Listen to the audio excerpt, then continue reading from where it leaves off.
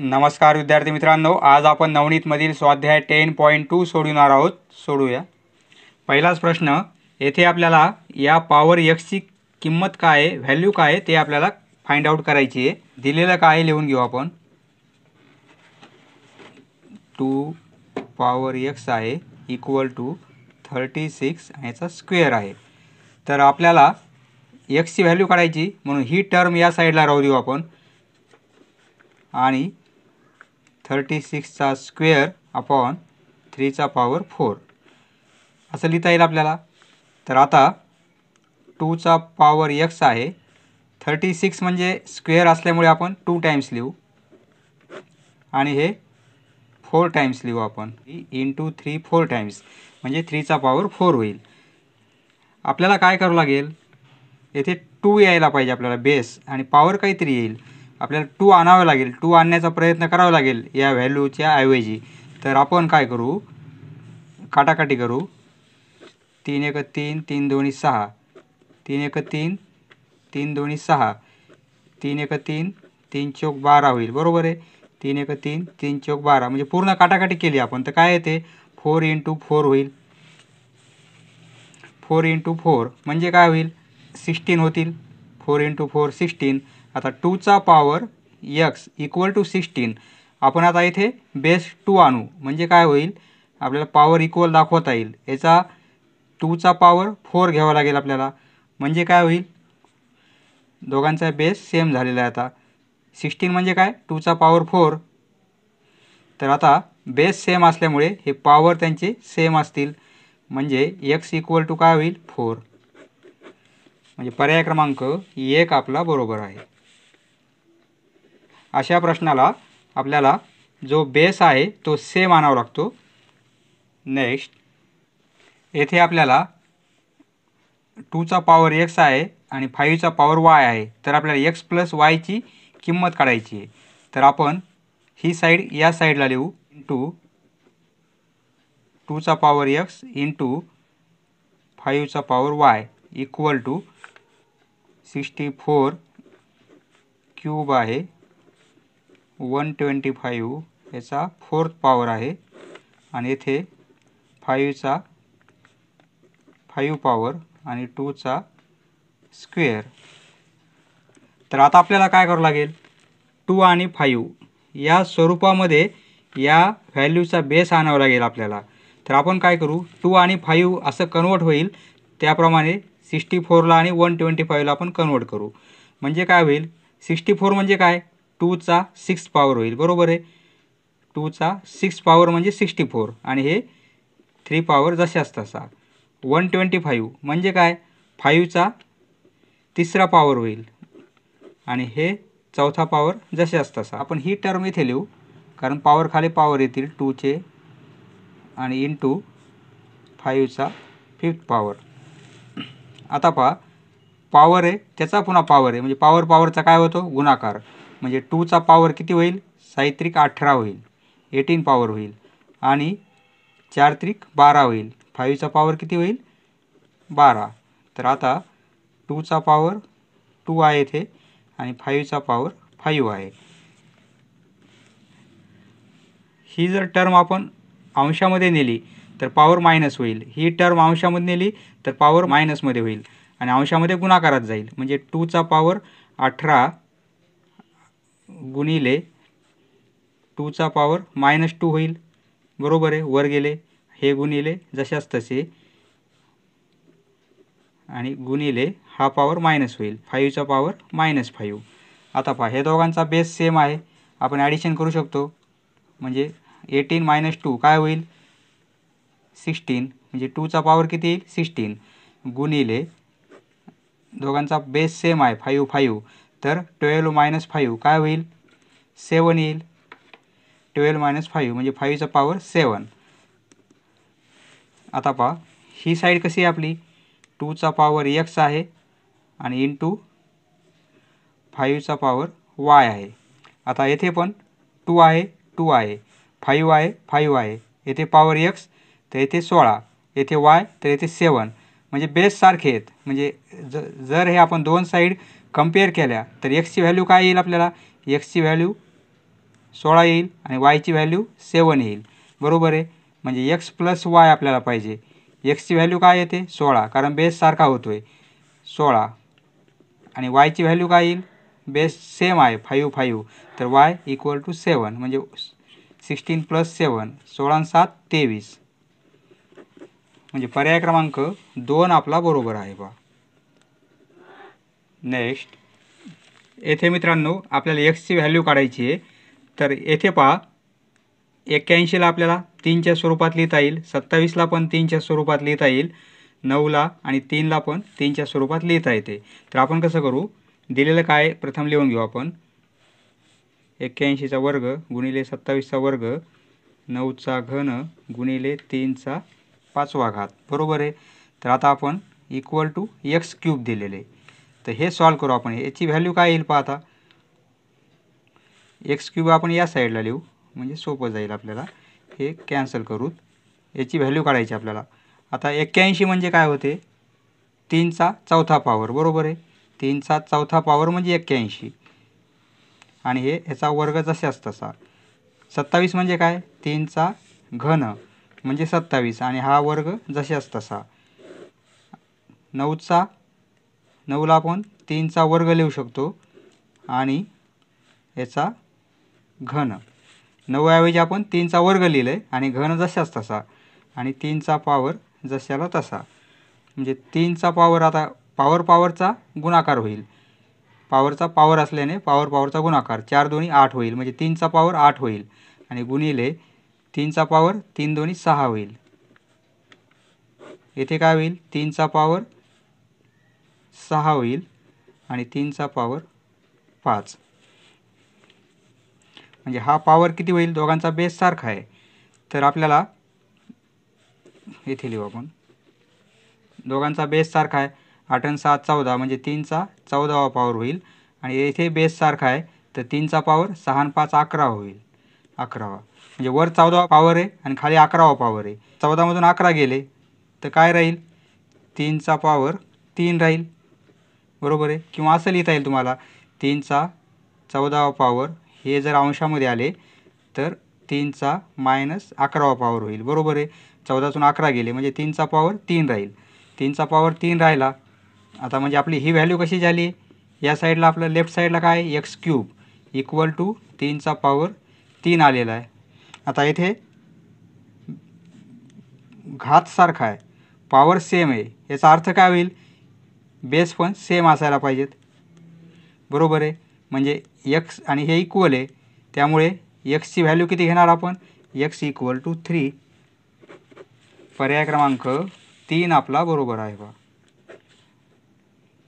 Next ही value काढायची आपल्याला. तर आता दोघांचाही बेस सेम आहे, गुणाकार आहे.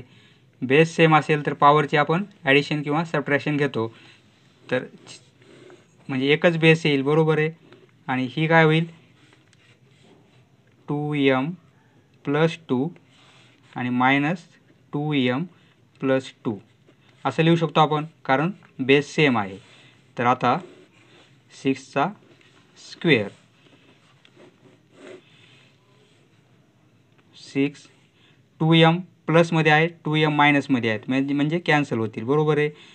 2 आणि 2 4, म्हणजे 6चा पॉवर 4 येईल, आणि अपॉन 6चा पॉवर 2. 6चा 4th पॉवर आहे अंशामध्ये, आणि छेदामध्ये 6चा दुसरा पॉवर आहे, म्हणजे 4मधून 2 गेले तर काय राहील, 6चा दुसरा पॉवर, एवढंच राहील. आता या नंबरचं स्क्वेअर आहे आणि त्याचं स्क्वेअर रूट आहे, याचं व्हॅल्यू काय येईल, फक्त 6 येईल. किंवा असं करू शकता तुम्ही, 6चा वर्ग काय होईल, 36 होईल, आणि 36चं वर्गमूळ काय येईल, 6 येईल. म्हणजे पर्याय क्रमांक 4 आपला बरोबर आहे. नेक्स्ट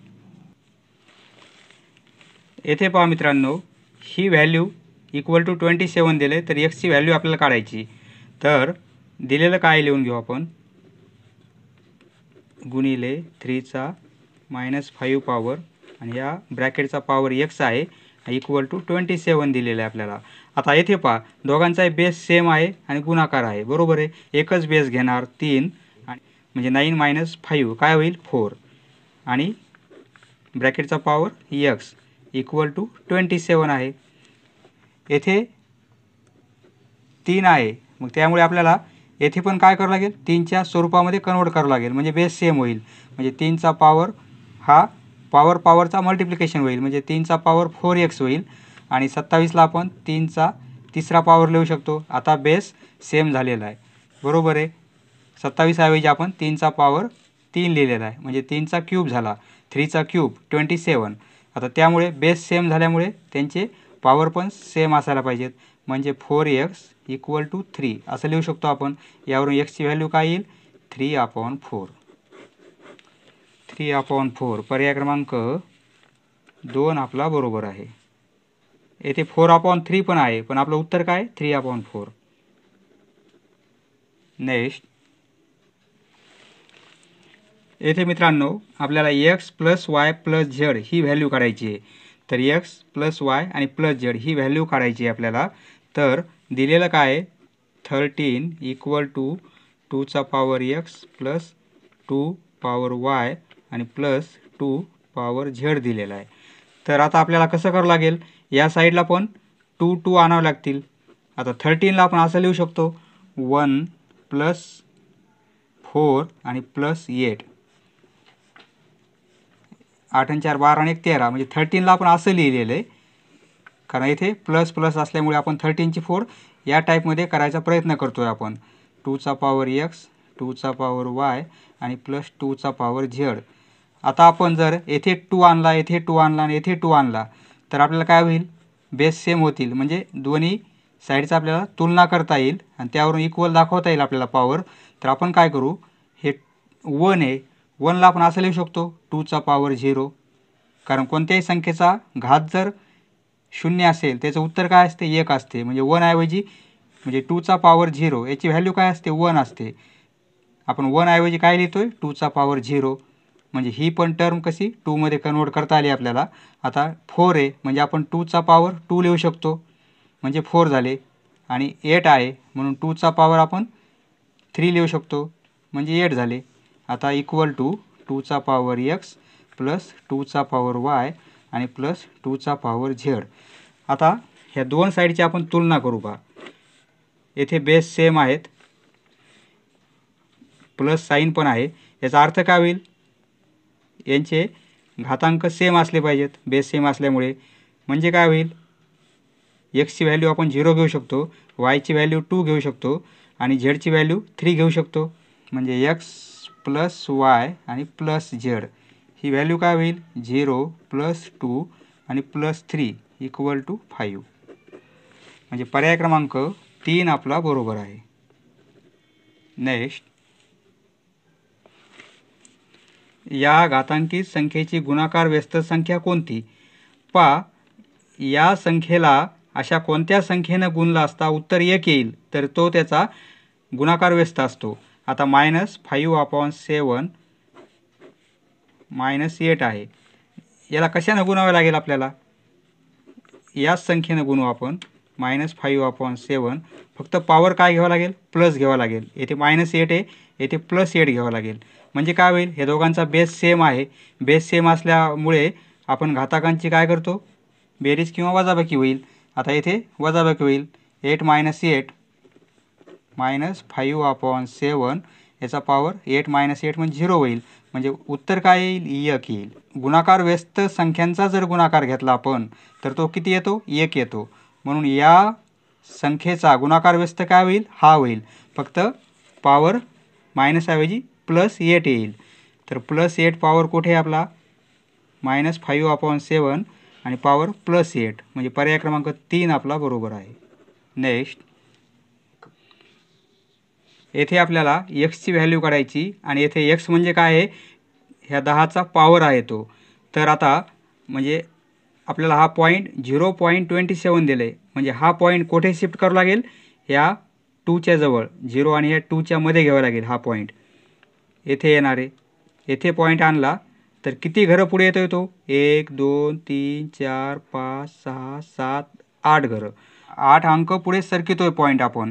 त्यामुळे काय होईल, ही संख्या कशी दिलेली आपल्याला, 0.8 वेळेस 0 आहेत आणि नंतर 27 दिलेत. तर ही संख्या कशी लिहायची आपल्याला? हा पॉईंट येथे आणायचा आहे, येथे. तर किती घरं पुढे जातोय? 1 2 3 4 5 6 7 8 घरं पुढे जातोय. म्हणजे पॉईंट जर येथे आणला आपण तर ही संख्या कशी होईल? 0.27 अशी होईल. बरोबर आहे. पॉईंट पुढे सरकिल्यामुळे किती घरं पुढे सरकिला आपण? 8 घरं. 8 घरं आपण उजव्या साईडला सरकिलेलं आहे, त्यामुळे -8 म्हणजे एक्सची व्हॅल्यू काय येईल येथे आपल्याला? येथे -8 म्हणजे पर्याय क्रमांक 2 आपला बरोबर आहे. जर आपण पॉईंट उजवीकडे सरकिला तर आपल्याला 10चा पॉवर मायनसमध्ये घ्यावा लागतो, निगेटिव्हमध्ये.